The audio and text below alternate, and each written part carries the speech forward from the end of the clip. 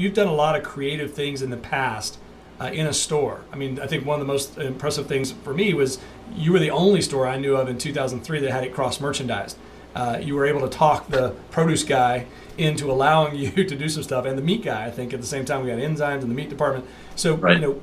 What are some of the examples that you can draw on from your history of ways that you were able to get really creative in the store, by cross-merchandising supplements or some of the other things that you thought were really important to tell the story and to make sure the consumer stays satisfied?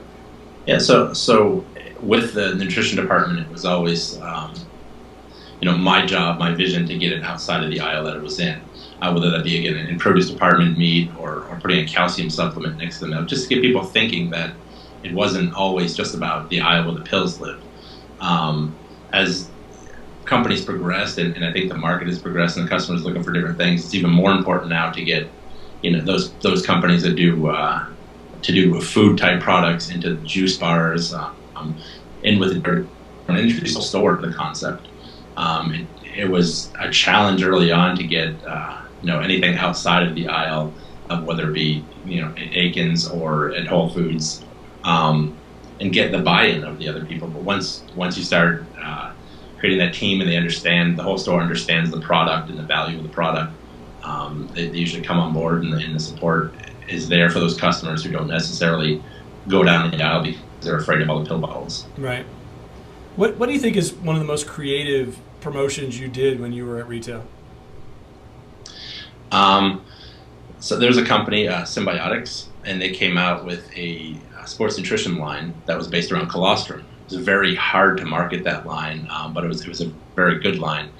We invited Tom Manos, who was the strongest man in the world, over 40, and he was their spokesperson for the line. He was a big believer in colostrum, and he got over some illnesses. So we invited him in the store, and this is when I was with Whole Foods, and we created a store event around his appearance. We had lines out the door waiting for his autograph to talk to him about lifting, and specifically lifting at an age above 40. I think he bench pressed 650 pounds or something obscene, and it created almost a carnival atmosphere around a product line that people before that really weren't aware of, and an ingredient that people weren't aware of. So it was more bringing the store, the community, together for something that wasn't necessarily pills or protein, but an event that included all of that. Mm-hmm.